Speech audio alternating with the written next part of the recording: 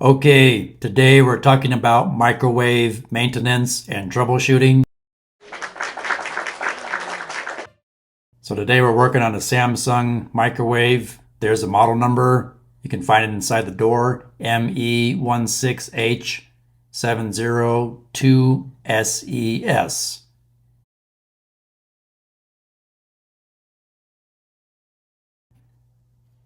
Okay, I put together a parts list of sort of the main components or popular components that fail on microwaves. Again, this parts list is for a Samsung ME16H702SES. And you can see the light bulbs for the light inside of the microwave and the light on the bottom of the microwave. The 20 amp fuse, you'll see that in this video. Those are a common item that blow, and they usually cost right around $10 to $15. The magnetron itself that generates the microwaves, and then what they call the two grease filters.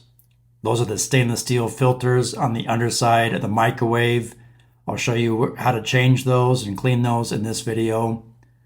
What they call the charcoal filter is the discharge filter towards the top of the microwave, where the blower blows air back out into the kitchen.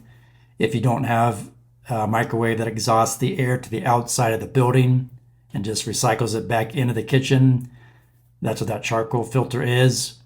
They recommend replacing that every 6 months, but $50 every 6 months, that gets expensive. You'll see me in this video, I simply vacuum it off and it's good to go again. We'll see the turntable motor in this video, the cooling fan motor that keeps all the electronics inside the microwave cool. If that motor fails, you can have electrical components that obviously will overheat. And then capacitors, a couple different capacitor part numbers here, a high voltage diode, the relay control board, your high voltage transformer, control panel assembly, door interlock switches fail often, the noise filter board, and the base plate assembly. So here we go. So first, if your microwave won't start, check your circuit breaker panel. This one is number 18. And you can see it's on. The circuit breaker is not tripped. Woo! And then you want to check, is a microwave plugged in all the way? Does that outlet have power going to it? You might try a different outlet. And this is where the microwave attaches to the cabinet, if you didn't know. So if you need to work on it or replace it, and I'd recommend using a multimeter or a non-contact voltage tester or one of these ideal receptacle testers like this. Again, that'll tell you if it's wired correctly, the outlet, or if you have power at the outlet, and help you troubleshoot other components. So on the underside of the microwave, there's your two grease filters. They're stainless steel mesh. I simply wash them in the dishwasher. You undo those two screws, and that's how you can change the light bulb. And again, these simply pull out. These aren't too bad yet, but they're reusable. You can also buy them at your local home center. I'm going to take this top piece off, and there's simply 3 screws that hold it on. Before you start working on your microwave, always unplug it and turn the power off. And you start working on the electronics. And that just simply pulls off. There's a charcoal filter. But you can see all this dust. We're going to vacuum all this dust out of here. Now to remove the control panel here, you have to remove this one screw. That's why I removed that plastic shroud, to get to the screw. And then this control panel will simply hinge gently down forward, as you see here. So we want to clean out all this dust. There's the cooling fan motor. There's one door switch there. There's another door switch there. Those are a common failure point. You can see all that dust that can generate heat, can be a fire hazard. You'll need some Torx bits or Torx screwdrivers like this if you're going to replace the door switches. I'll show you real quick. See, there's 2 Torx screws right here that you have to remove in order to get at those switches. Just FYI.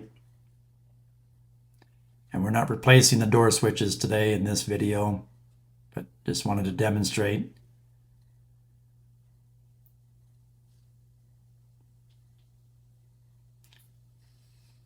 So again, we're going to vacuum off this dust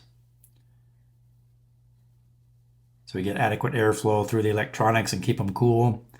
To remove this grill, you gently pry up on this center tab, and then this grill, you just pull it out.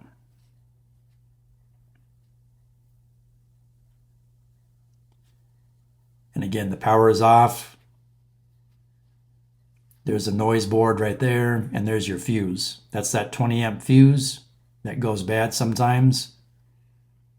And you can test that with the continuity setting on your multimeter.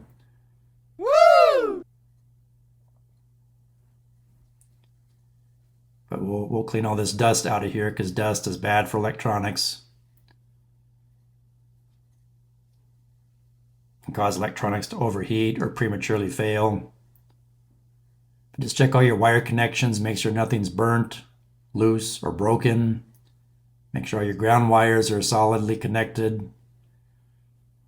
You can see down in there in the back, there's your transformer behind the fan. And on that side is a magnetron. Here's a control board. And has a ribbon that attaches it to the push buttons on the front.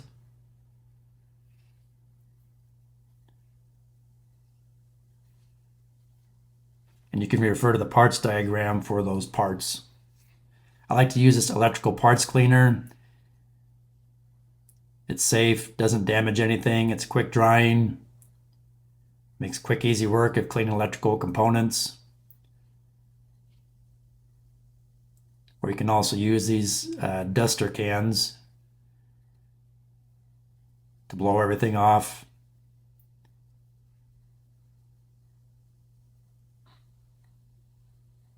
You can buy these at an office supply store, online, etc.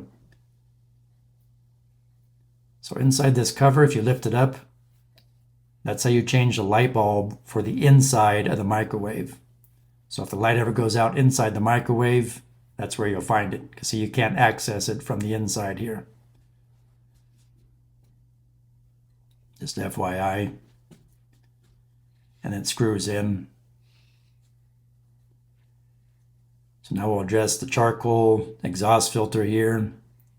Simply lift it up, pull it out. You can see how dusty and dirty. You can vacuum that off like I did in this video. There's the blower wheels inside.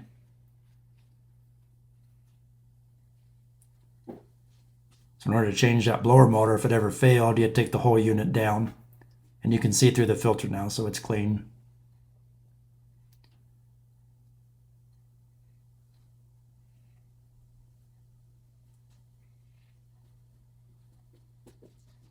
So then we'll reinstall the little grill and push that tab back down flat.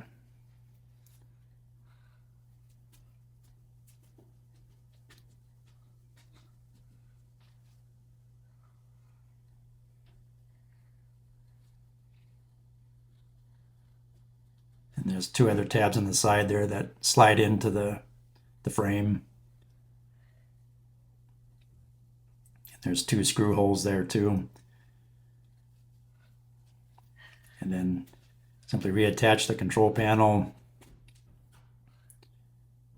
and then drive that 1 screw back in.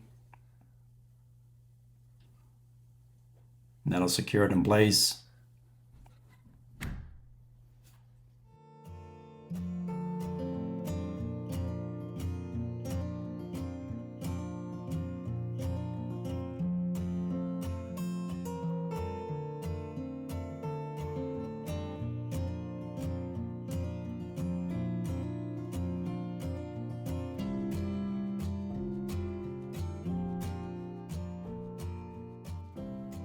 And this plastic piece just snaps back in.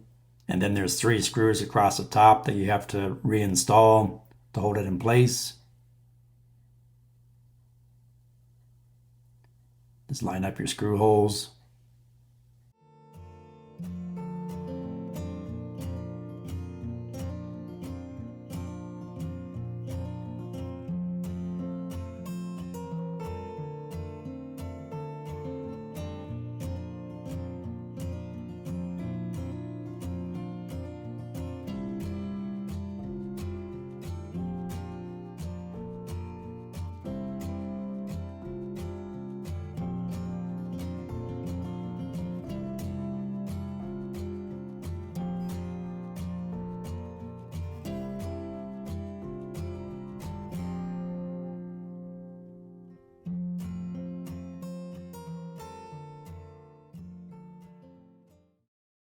Okay, if you ever have to replace the turntable motor, you want to undo the Phillips head screws along the bottom of this bottom panel, and this whole panel hinges down, and there is your turntable motor right there.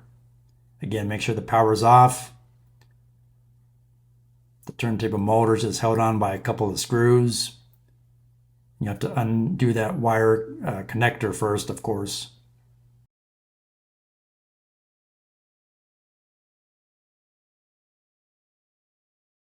While I'm here, I'm going to go ahead and clean the light bulb and the glass lens because they were dusty and oily. You can take this light bulb to Lowe's or Home Depot to match it up. They might have it in stock. If not, you can buy them online. And then simply hinge this whole panel back up and then reinstall those screws. And you're good to go. I hope this tutorial helped you. And remember to plug your microwave back in when you're done to test your work. Make sure everything works properly. If you got any value out of this video, please consider subscribing. It helps the channel move up in the YouTube algorithm so we can help more people. Thank you. Please like, share, subscribe, leave me a comment, and thanks for watching.